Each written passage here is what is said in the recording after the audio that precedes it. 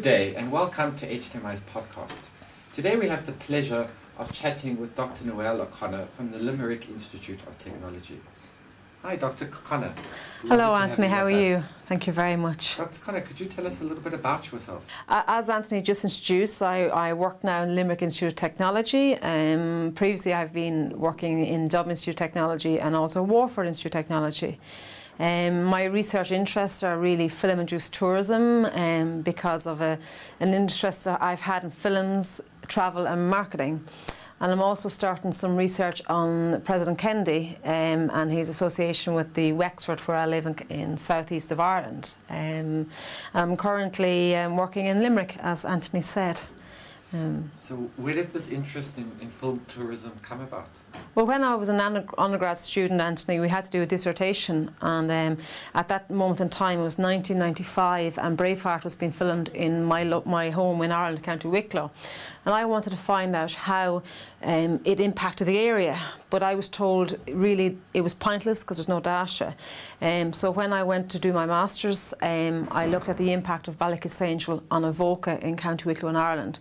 So I love films, I love television series, I love marketing, so it's my passion of kind of bringing it all together, really. So, I mean, today you talk about film tourism.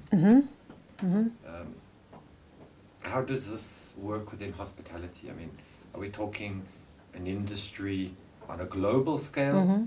And, you know, yesterday at our international research conference, you mentioned that countries, destinations are using a lot for marketing purposes. Can you just expand a little bit on that? Well, we have got great examples, and a lot of the research on film-induced tourism is based in the UK, Ireland, Australia and the United States. And I suppose film-induced tourism really took off around 1985 with the release of Crocodile Dundee, and the Australian Tourist Board started to market Australia as Crocodile Dundee country.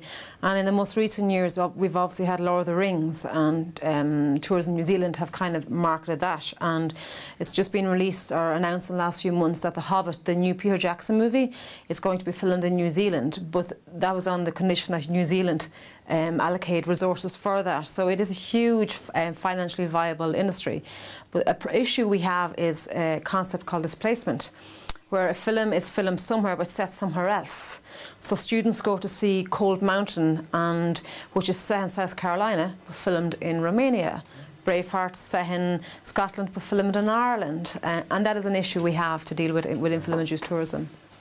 Now, of course, you mentioned New Zealand, where Lord of the Rings was filmed. And that destination becomes a hot destination. Yes, everybody wants it has done, yes. If the government wanted that destination to remain hot for long term, you know, 10 years, 20 years after the movie came out, what do they need to do to ensure that continuous? Yes. Well, I suppose an example I often refer to in my research is in the UK, Visit Britain. It's the government body responsible for marketing abroad. They have worked a lot with the studios with big movies such as Da Vinci Code, and they've developed movie maps. So it's like when you go to the UK, you can find out exactly where Rosslyn Chapel is, etc., and find it on the map. That's still online. Pride and Prejudice have done in the Peak District. So long term, those movies are many years old now, but because of the virtual presence of Facebook, Bebo, Twitter and these movie maps online is prolonging the impact of a movie, because the movie Close Encounters of the Third Kind was made, I think, in 1977, and Devil's Monument in the US is still receiving an increased tourism numbers due to this. So it's really about online presence in the current situation and what we have. Now, of course, a lot of movies are based on books. Yes. And, you know, are the books generally, you know, does the story take place in that destination? Or is it the country going out and marketing themselves and say, you know, we have the perfect location, the mountains, the sea, to film within that location? Well, at the moment, a lot of the governments I suppose, are very proactive. The British and Australian and New Zealand governments, when a new book is published, they go to the studios and try and market their destination. For example, you had the recent one I mentioned yesterday at the conference was the C.S. Lewis Chronicles of Narnia. But again, that was filmed in New Zealand, but it was completely based on an idea from the author growing up in Northern Ireland.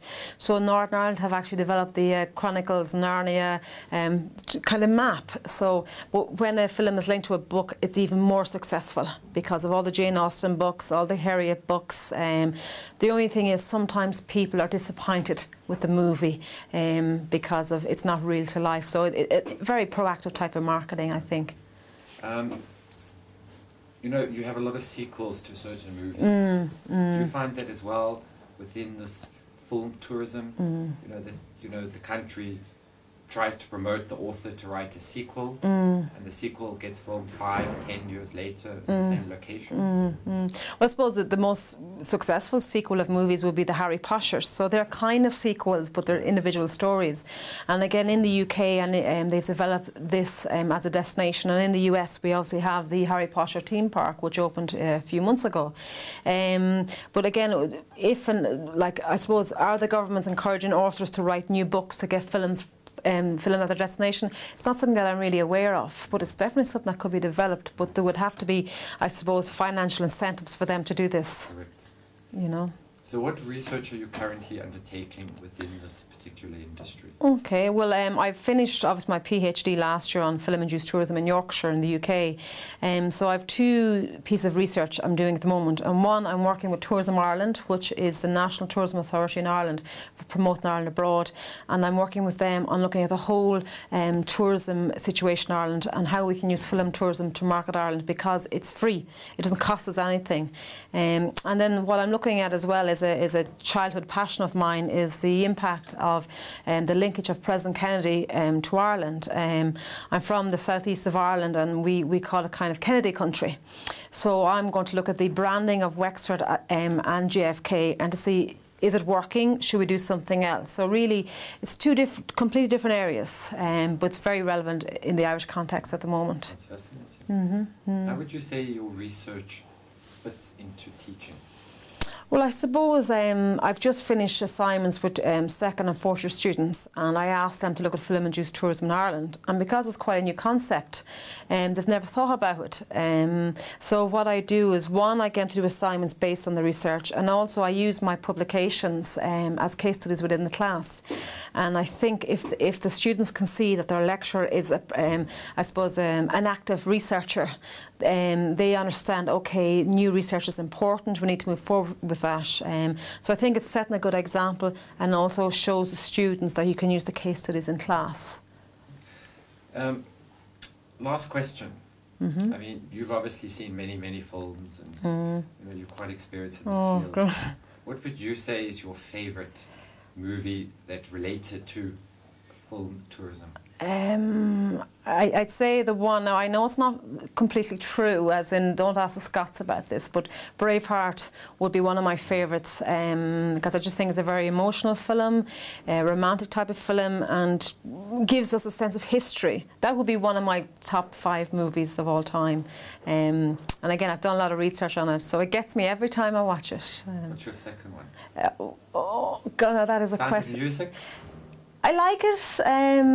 Sensibility, again, that's in the south, in Devon in England. Love Actually, because it's very British based and very symbolic to Britain. Again, the films that tend to be my favourite are film-induced areas. Mamma Mia, again, completely Greece. And unfortunately, my problem is when I go to the cinema on the night off with my family, I'm sitting there thinking of how can I use this for my research and who can I link in with. So the opportunities for this concept is just ever growing because of the current environment and the lack of money there for funding such research. It's already done. We just need to make the most of it, and the online presence will help us do that even more. So even in your spare time, the research is it's ongoing, always there. Ideas of thinking and everything. Well, if you think we're in Switzerland, where did my idea of Switzerland come from? Completely from the media. The thing is, with Switzerland, it's true. What I see is what I get, you know, which is very true, very pretty. Well, thank you, Dr. O'Connor. No, thank you. Pleasure to chat with you. Thank you, Anthony. Thank you.